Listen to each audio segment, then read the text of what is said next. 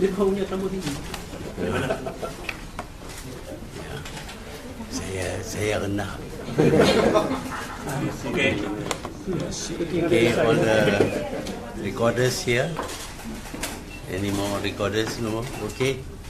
Firstly, terima kasih lah kerana hadir dalam PC ini. Kita buat PC tiap minggu untuk menunjuk kemajuan Pakatan Harapan, dan kita perancangan kita apabila kita dapat menubuhkan kerajaan, kerana ramai yang tidak faham ataupun khawatir sama ada kita boleh buat perubahan ataupun tidak. Bukan saja perubahan dengan cara penukaran kerajaan, tapi perubahan dalam segi administration. Jadi hari ini saya nak sebut tentang salah guna kuasa oleh Perdana Menteri. Sistem dulu kalau Perdana Menteri itu baik, kalau tak ada masalah. Tetapi bila kita dapati seorang Perdana Menteri yang tidak pegang kepada undang-undang, kemungkinan dianya akan menyalahgunakan kuasa. Yang pertamanya ialah berkenaan dengan Parlimen. Parlimen kita lihat tidak diberi peranan yang sepatutnya. Seolah-olah Parlimen ini untuk tunjuk aja, sandiwara aja. Kalau pergi the majority party ni, tak payahlah nak debate apapun, dia ada cukup undi. This has got to be corrected. Sebab itu kita ingin lihat bipartisan, iaitu dalam beberapa perkara parti lawan ataupun parti yang kalah dalam pilihan raya juga memainkan peranan. Umpamanya for selection of candidates for very high post. Waktu ini yang buat selection ini kebanyakannya bergantung kepada Perdana Menteri yang akan lapor kepada Yang di-Pertuan Agong, dan Yang di-Pertuan Agong tidak ada bertanya kepada pihak lain, cuma mendengar penjelasan daripada Perdana Menteri.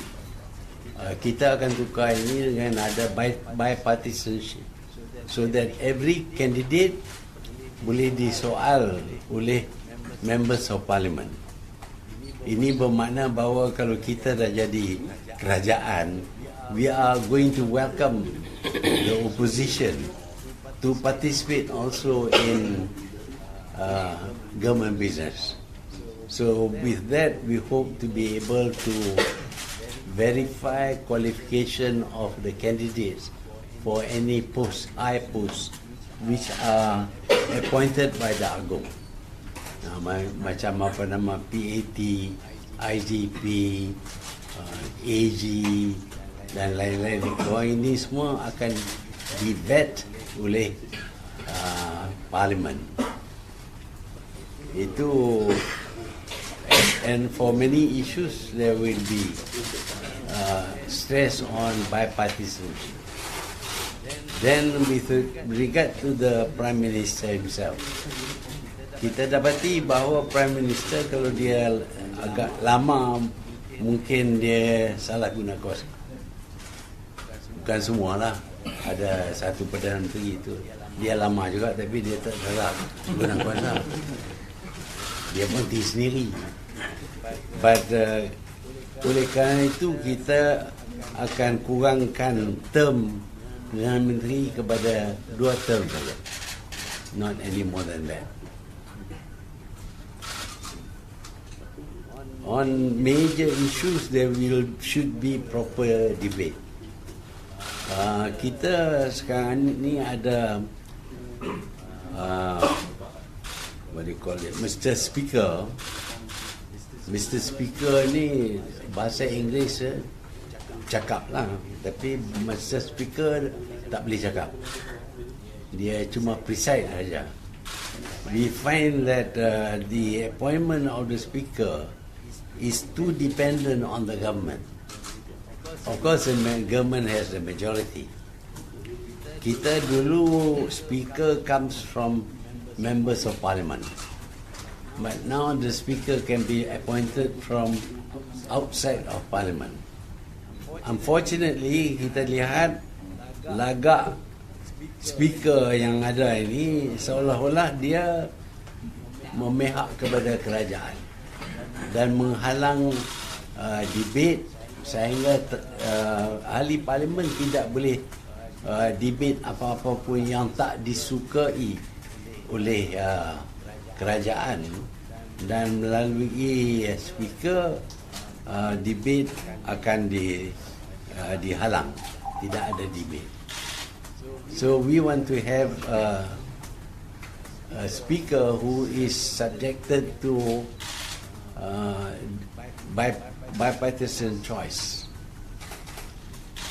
They will question the proposed Speaker to find out what is his attitude, sama ada dia qualified ataupun tidak. Jadi Speaker pun tak boleh lagi bermaharaja lela seperti sekarang. And then with regard to the separation of powers, we will insist that the Prime Minister, as representing the legislature, cannot have direct control over the executive or the judges. Incidents like retired judge being retained and all that will have to stop. We will not allow retired judge after their 65th year to continue even though there are others qualified. This has happened baru-baru ini. Of course, in case of sickness and all that, we must have a proper medical board to certify sickness. And I would like to mention something that is of interest perhaps to the press and to ourselves. Baru-baru ini kita dengar banyak laporan daripada ahli PPBM terhadap mesyuarat agung PPBM.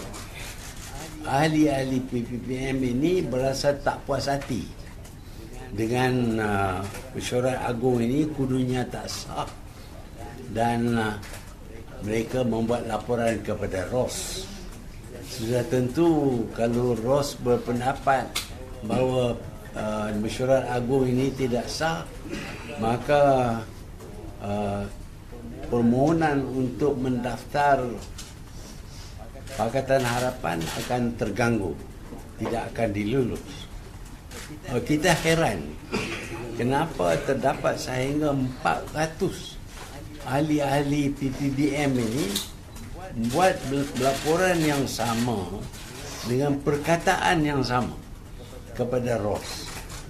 Jadi nampak ada satu usaha, entah daripada pihak mana saya tak tahu, untuk memberi alasan kepada ROS supaya tidak meluluskan permohonan untuk Pakatan Harapan dia daftar. Kita juga percaya bahawa MACC atau SPRM ada baru-baru ini tangkap satu orang yang telah sogok seorang daripada pemimpin Pakatan Harapan, pemimpin PPBM. Saya ingat kalau press nak tahu boleh tanya kepada MACC themselves as to who is, but I'm not supposed to mention names and all that. But the fact is that there is a person who has been caught handing over money to get one of our leaders to leave the party. Ini saya tak tahulah siapa punya kerja, tapi nampak macam kerjaan Najib. Ini cara-cara penyangak ini kita tak berapa terima lah. Jadi that is all I want to say now. But if you want to ask any question berkenaan dengan pendaftaran, pendaftaran Pakatan Harapan, sehingga sekarang ini tak ada jawapan. Jawapan kepada permohonan pun tak ada, kepada reminder kita pun tak nak. As if we haven't sent, but we have sent. Cuma bila kita jumpa dengan Ross, dia sebut secara tidak langsung, secara tidak terang bahawa ada masalah dengan DAP dan PPBM. Ternampak bahawa dengan DAP ini dah selesai, tapi DAP saya fikir tak dapat surat apa-apa pun. PPBM tak dapat apa-apa surat pun. Jadi saya khawatir dengan ini, maka kelulusan tidak akan diberi kepada penubuhan Pakatan Harapan. Ini sudah tentu adalah satu cara untuk BN menang dengan mengganggu pilihan Pakatan Harapan oleh voters. That is the present position. Okay, ada apa-apa soalan? Nah? Berkenaan yang 400 ahli itu, adakah pemimpin ada buat perjumpaan dengan mereka untuk tahu adakah ada orang yang ada orang lain yang memberitahu orang buat laporan kepada ahli? Kita tak tahu waktu ni semua 400 orang ni. Kita dengar daripada Ross bahawa ada 400 orang yang buat pengaduan, iaitu mesyuarat agung kita ini tak sah. Datang daripada ahli PPBN juga. Jadi kita tak tahu siapa dia. Dalam newspaper hari ini ada laporan satu orang saja. Yang pemimpin di parti kata ditangkap SPRM tu, dia dalam jabatan tertinggi ataupun di peringkat negeri tu? Di peringkat negeri. Bukan pemimpin bukan pemimpin PPBM yang ditangkap. Orang yang bagi duit. Orang yang bagi duit. Oh, yang ada pemimpin PPBM. Bukan. Jadi pemimpin peringkat negeri itu sekarang masih ada dengan PPBM ke atau dah keluar?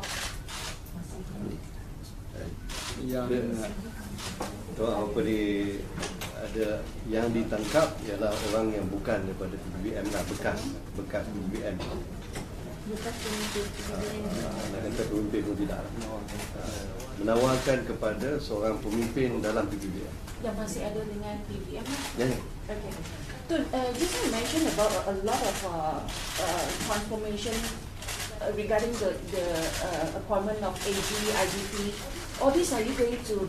Do you need the amendment of law to make this happen, or even if on the role of speaker, you need amend law, the existing standing order of the Parliament, Dewan Rakyat, or even the 2 terms PM? Do you need to amend federal constitution or that? We may have to do that, but where it is possible not to amend the constitution, we of course don't want to amend the constitution, because to amend the constitution will require a 2/3 majority. But we will find ways and means of implementing our proposals. This involve the PM two terms, right? Others no need. Others a simple majority will do. Others who? I mean the appointment of AG, IGP, even the speaker's role. This is a parliamentary select committee job. But I don't know about the term. The term we'll have to study. Okay, Tun. Generally, you say that worst come to worst, mean you worry that ours may not register Harapan's, and you will not have a logo to contest. Are you able to review your constituency plan now? We have our plan B and plan C. What is it? We will not tell you lah. Then why tell us that you're worried? Yeah, of course we are worried. I mean, this is our right to have Pakatan Harapan registered. Unless we have done something wrong. If it is wrong, you tell us, we will change. For example, the logo. At first, they said that our logo is not proper, and we asked them how should we make it proper. Then we changed our logo according to their wishes. But now they don't tell us anything. They don't even acknowledge receipt of our application, and they don't show in any way that they have considered our application. Tapi Tun, sampai hari ini masih ada ahli yang membuat laporan kepada RS. Maknanya benda itu berterusan. Mungkin ada dengan pemimpin sendiri tidak bertemu dengan ahli untuk mendapat penjelasan mereka kenapa masih meneruskan laporan kepada RS yang mungkin mengganggu untuk RS meluluskan pendaftaran. Laporan apa tu? Laporan berkenaan AGM, berkenaan malam pun ada. Yang itu kita dapat tahu. I think it was informed us by who said this about 400. Pernyataan yang dikeluarkan oleh ROS dalam media. Ya, dia tak bagi nama. Jadi kita tak dapat laporan itu kecuali kalau ROS ikut akta pertubuhan memberitahu kepada kita kes-kes yang telah dilaporkan kepada mereka, barulah kita boleh mengetahui apa kes benar dan tindakan yang sewajar boleh diambil oleh parti. Jadi sebab itu kita tak tahu apa cerita sebenar. Okay. Tun, Pakatan Harapan take RS and government to court for the registration and logo rightfully belong to you. Well, there is that possibility that we would resort to civil action in the courts, because this is the duty of ROS to consider our application, but not replying, not saying anything and all that is not something that is to be expected of a government. Tun, I believe last week you spoke of a few states still have issue of seat negotiation on those seats. You name, Selangor, Penang maybe, yes. But what I heard is all states except police in Peninsula face the similar problem. Is that true? And is it true that Pakatan Harapan Presidential Council give them until 7 February to resolve the matter? If not, the central will step in. Well, for Parliament, we have already resolved. It is the state seats. State seats are a little bit more complex. So we have given them time until the 7th for them to resolve. But most of them have resolved. So you rebutted the facts that the question that all states except police, you said most states resolved. Yeah, we have some problem, some delay in Selangor and Negeri. On the seat negotiation with warisan in Sabah, is it that Pakatan Harapan fix 60-40 quota for warisan to rope in for the Pakatan Harapan in Sabah to rope in warisan? We don't know about the quota, but we have instructed the Pakatan Harapan to work together with warisan, because warisan has got the same intention as we have. That is to say, to get rid of corrupt government. So you're not aware of 60-40 They didn't tell me. Pardon? They didn't tell me yet. I will ask them and then I will tell you. Soalan lain sikit boleh tak? Bukan politik lah. Tengku Razali, dia kata JAKIM tidak berperlembagaan. So JAKIM ditubuhkan ketika zaman itu ni sebagai usaha lah untuk menjadikan UMNO lebih Islam daripada PAS. So setakat ni apa pandangan itu dan juga pendirian Pakatan Harapan lah dengan adanya JAKIM? Mungkin tuan boleh komen. Yang pertamanya, kita tak ukur Islam mengikut PAS. Kita ukur Islam mengikut ajaran Islam. Jadi kita buat yang ini bukan kerana PAS. Kita buat kerana kita nak dekatkan kerajaan dengan ajaran-ajaran Islam. Bukan kita nak ambil semua masuk. Cuma so that what we do is not in contradiction with the teachings of Islam. So apa pendirian Pakatan Harapan lah dengan JAKIM? Adakah sekiranya Pakatan Harapan pemerintah JAKIM tu diperlukan lagi lah pada pengamatan tu? Itu kita pulang kepada kita kalau kita jadi kerajaan lah. Nothing is permanent. Nak tanya pendapat Tun mengenai kenyataan beberapa pihak termasuk PM Kelang, Pemuda Nasri Kandi yang mempertikaikan pencalonan Tun sebagai PM. Sebab mereka rasa Tan Sri Muhyiddin lebih sesuai untuk jadi presiden. Kita ada banyak opinion.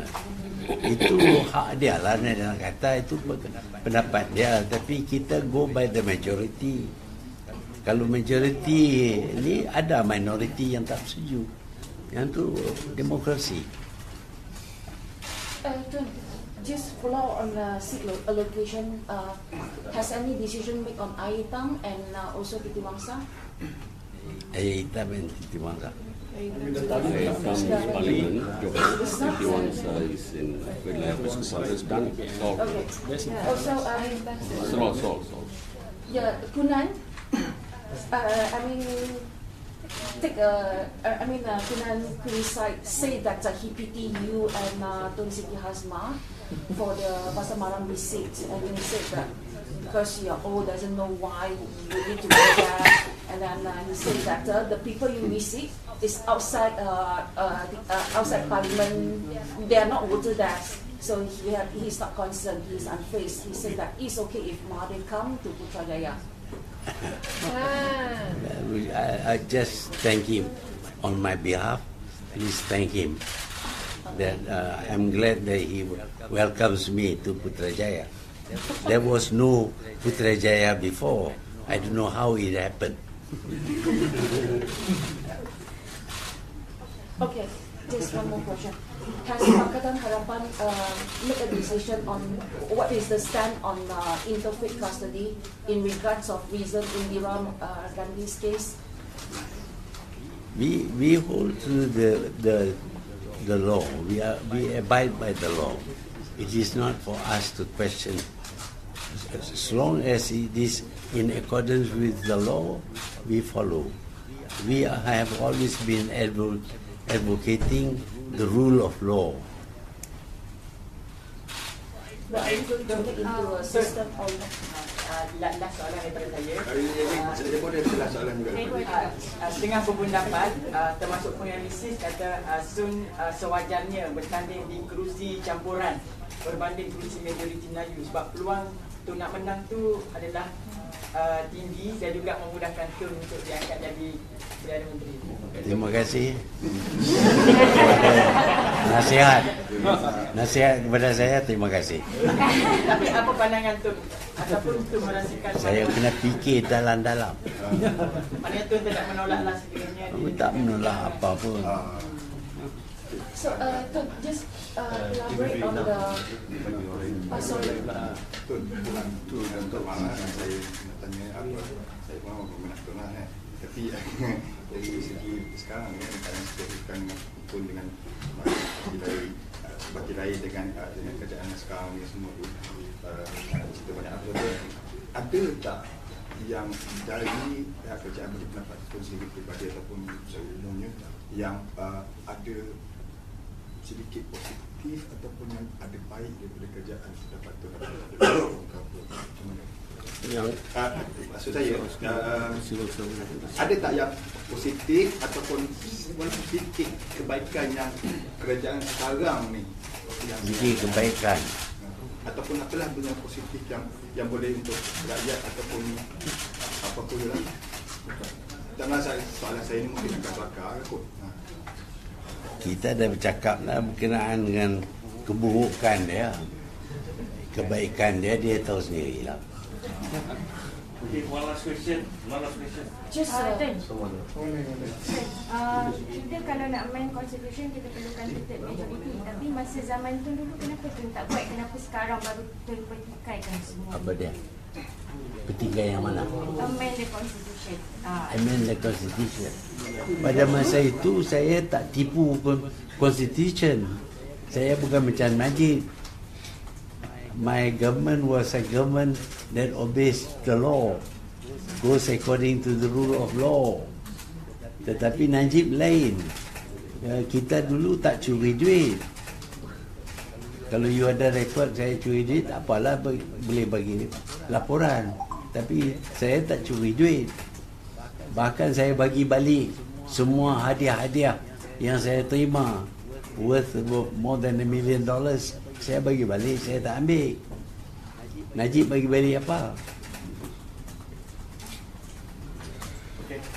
Just to confirm, let's say if all is still unable to settle by February 7, Pakatan Harapan Presidential Council will step in?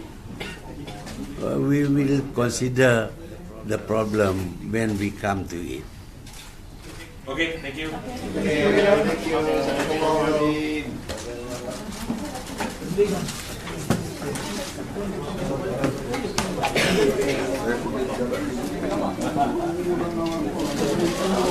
Baik, terima kasih.